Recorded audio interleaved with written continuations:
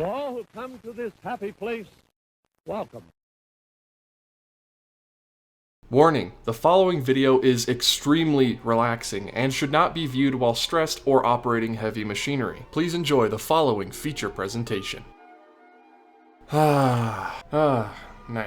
Whoa, slow it down. Hey, come on, we're relaxing here. There we go, much better. You know, I'm a pretty laid-back guy. I like to relax, have my time off. I'm sure lots of you guys can agree with me. Whether you're a local or you're from out of state, we all go to Disneyland to relax, and sometimes it's not very relaxing. What with large crowds, long lines, super hot temperatures, or super cold temperatures.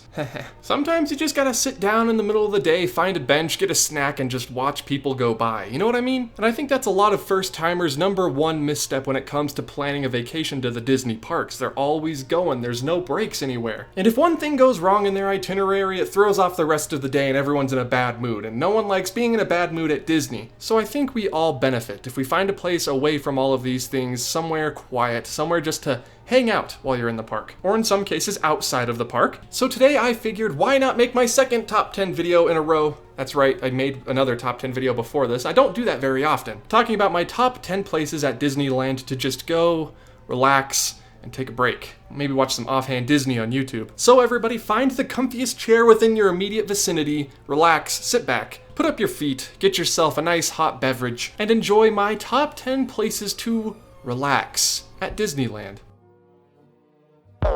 Isn't that sound effect funny? Guys, number 10 on our list takes us to Adventureland. A land that is both extremely relaxing and very chaotic depending on which way you're looking. Right when we walk in though, we're going to take a left into Walt Disney's Enchanted Tiki room, making sure to grab a Dole Whip on the way in. Because yes, you can eat your Dole Whip while you're watching this show, so take a seat somewhere in the back is what I prefer, so you can see the entire room stretching out in front of you and just absolutely go to town on that Dole Whip. It's a nice air-conditioned building and the show runs about 15 to 16 minutes long, so it gives you good reprieve from guests during the day or a nice place to go and sit and hang out during the nighttime. It's especially nice at night when the park starts to clear out and you're kind of on your own inside the Tiki room. It's not creepy like being alone in the Haunted Mansion, but it's more relaxing and peaceful with the music playing and the birds chirping above your head. But like I said, the main thing that ties this whole relaxation experience together is grabbing that Dole Whip on your way in, be it pineapple or raspberry. Raspberry, I think, is a little bit better, guys, sorry. But if you just want to sit and relax and eat a snack, the Tiki room is your place to be. Even when the Tiki gods start playing, I know they're a little scary. We go now to the newest land at Disneyland, Star Wars Galaxy's Edge, way back there behind the rivers of America, to talk about restaurants and dining. Yes, I think all the food offerings in Galaxy's Edge are delicious, thank you for asking. So here's what you do, right? You walk into Galaxy's Edge, you get yourself a mobile order for Docking Bay 7, maybe you're buying yourself some Endorian fried tip yip, maybe instead you're looking for some Cadu ribs. Either way, grab a snack and go sit down outside of Docking Bay 7. It just occurred to me that a lot of these entries have to do with food. I'm sorry about that, but food is relaxing to me, especially when it's Disneyland food. The point is, you have to be sitting outside for this to work, alright? You find yourself a booth just across from Doc Ondar's and you just sit there, listen to the music, and enjoy the atmosphere of Galaxy's Edge. This one's outside, of course, and there's hardly ever a wait whenever you want food. Just make sure you do end up getting food because we don't want people just sitting there taking up space for people who actually do need to sit down. It's very important, but this is a fun place to come in the middle of the day, maybe when you've got enough Rise of the Resistance or Millennium Falcon, you just want something to eat, something to relax with. But now I make a solemn oath to you all that the next entry won't have anything to do with food. You have my word. The Grand Californian is very spacious in its lobby. See, told you, not food related. It's one of my current favorite Disney resorts in all of the US, because it just lives up to that name, grand. All the little details about California, and we can't forget the piano that plays itself. I mean, come on, that's fantastic. Now guys, Disney doesn't want annual pass holders just loitering in the Grand Californian lobby taking up space from the actual hotel guests. But it's a fun hotel to just mosey on through whenever you're in the area, just take in all the scenery and of course take in the air conditioning. And of course, if you are a guest or if it's especially empty, go ahead and sit in front of the massive fireplace that they have. Now this is an excellent place to get some work done, maybe just chat with some friends or family, or like I said, the point of this video, everybody, is to relax, okay? So just stay calm, okay? Chill out, take a load off, you know, to recharge your batteries. And I think sitting in front of a giant fireplace with piano music playing faintly in the background is one of the most relaxing things you can do on Disney property. But of course, it's not the most relaxing. I mean, come on, guys, it's number 8. Keep up, come on. Back in Disneyland, I think this one is most well appreciated at nighttime, because Tomorrowland is such an amazing place when it's glowing at night, and it's even more amazing when you find a table to just sit back and enjoy the kinetic motion of the land, the spinning of the Astro Orbiter, the stalwart, abandoned, unmoving people mover.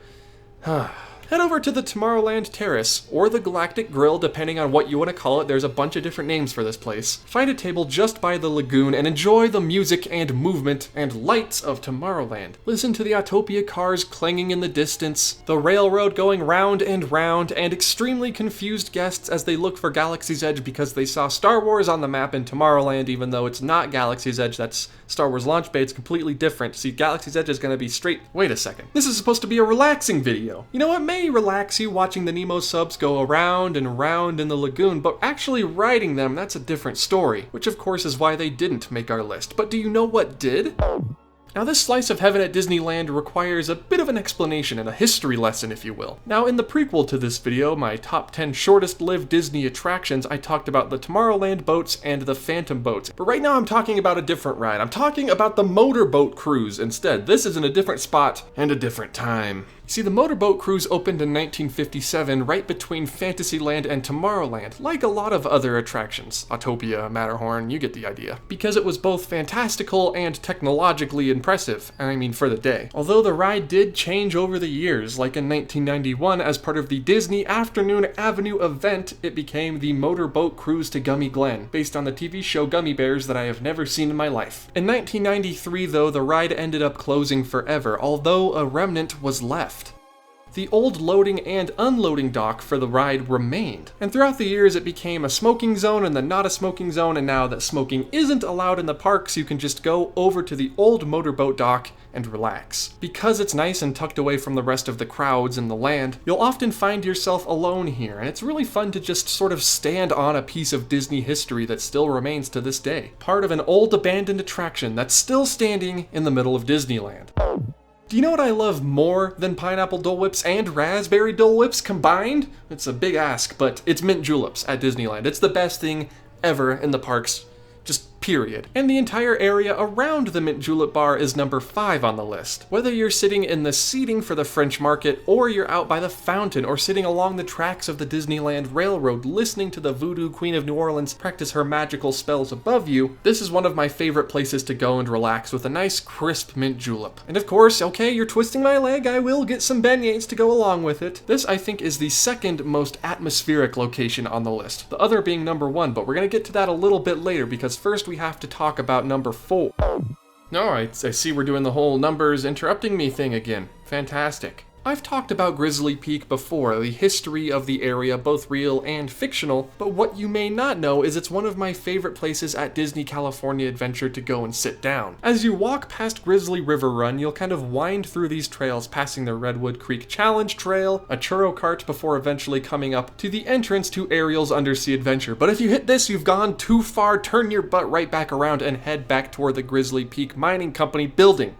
Goodness. And instead of taking a left back to the Grand Californian sort of Soarin' area, you're going to take a right. What is back along this untreaded path? Nothing. And that's why nobody goes there. Which is what makes it so peaceful. The flowing water of Grizzly River Run, the, for lack of a better term, foresty music that they play back there. There's even a few benches where you can sit down and sort of take a load off. And if you keep going even further, you will come upon a lookout point where you can see people coming down the drop on River Run. It's usually really misty, and beware, you can get splashed here. So if that's not in your wheelhouse, you can just go back to the trails I was talking about. It's nice and quiet, and usually empty back there. So find a bench, take a quick mental nap before we move on to number 3, which is even more peaceful than this one.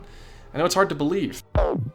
This one is outside of the parks, just like the Grand Californian lobby, except anyone can kind of just go here and chill. You don't have to be staying at the hotel. That is, of course, Trader Sam's at the Disneyland Hotel, one of my favorite spots in the entire resort. Do you like tikis? Maybe you like rum, or maybe you just like relaxing environments with tiki torches and ukulele music playing in the background. If you like any of these, the outside seating of Trader Sam's is your spot. The inside, on the other hand, is very much not relaxing, but that's not to say I don't love it, because I absolutely absolutely do. But if you just want to chill and talk about Disney history with your friends while the sun sets, this is the place for you. Maybe you can get a hippopotami tie along the way. I mean, that's really just kind of up to you. If you do get one, make sure to get me one. I will be greatly appreciative. Also, try the pineapple burger at the Tangaroa Terrace. It's, PogChamp. I'm pretty sure that's how you use that. Back into Disney California Adventure though, this location is inside. And it may not be empty, but there are a lot of seats and things to do while you're waiting for whatever it is you're waiting for. I mean, what are you waiting for? Sit down inside of the art of animation and just watch this homage to Disney animation as it plays automatically every hour. I could seriously sit in here all day because it shows you clips from Disney movies while playing music from that movie and showing concept art from the movie. It's amazing. It's an homage to Disney filmmaking, and you can just sit there for however long you want. That's also not mentioning that Off the Page is right next door, and it has some of the coolest merchandise in the Disney parks. Second only to Disneyana, of course. They have a vault in that one. My favorite part about this place, though, is when they play the opening sequence from Up and it ends, and everyone's just sobbing and holding their loved ones because it's so sad, and then it just goes right into Lady and the Tramp, and everything's okay again. Or at least Disney pretends that everything is okay again. Everything is not okay, Disney. That man's wife is dead. And it's very sad because he loved her very much. Okay, you know what? Moving on. We're gonna move on.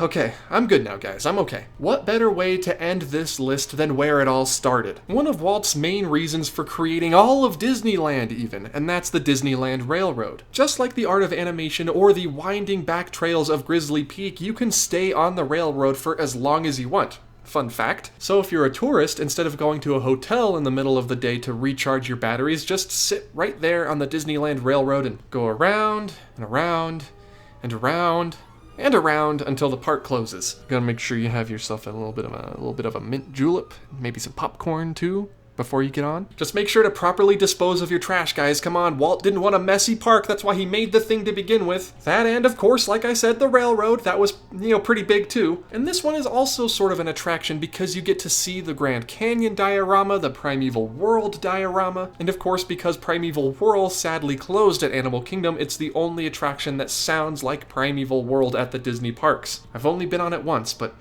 so sad. And there's no better way to take in the sights and sounds of Disneyland than by the railroad that circles the perimeter. One last thing before I end it. Listen to the Morse code being typed out at the New Orleans Square train station. Here's a fun little Disney pop quiz I'm springing on you guys right now. What is that Morse code spelling out? Let me know in the comments if you are aware of what's being spelled out here, because I know. I mean, I'm not going to tell you guys because it's a quiz, but I know. And there you have it, everybody. 10 spots where you can go and relax at Disneyland. Whether you're getting away from the crowds, experiencing a Disney attraction, or enjoying a delicious snack. These 10 places, at least for me, are lifesavers during the middle of the day when everybody's tired and grouchy. And I haven't even talked about the sort of secret pathway by Fowler's Inn, although they made that secret pathway extended seating and the secret was kind of ruined, but it bears mentioning. But what was your favorite entry on this list? What is your favorite place to go at Disneyland and relax? And if I missed any, please make sure to let me know. I need to find more spots to do nothing instead of work while I'm at Disneyland. I'm in dire need of a break.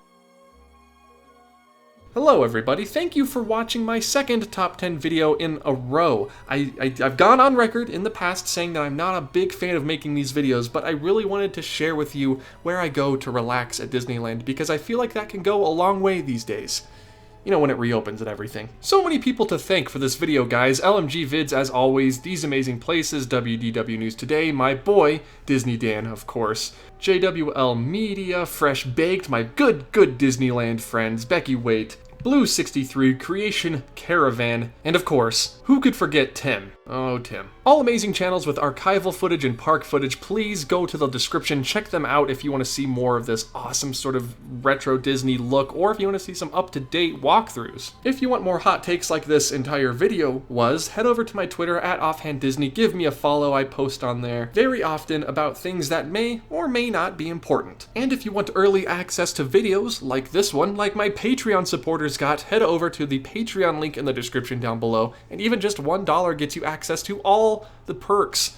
Most of the perks. The tour is not included with tier 1 or 2 or 3 or 4, but it is included with tier 5 if you're willing to spend that much. Guys, seriously, Thank you all so much for watching, and I will see you all in the next video. This one is going to be a big one. It's going to be about the Haunted Mansion, and it's going to blow your guys' minds. So I recommend hitting the subscribe button, maybe even the bell for when that one comes out. And I think I'll be seeing you all in the next video. Goodbye. That was a long end card, sorry.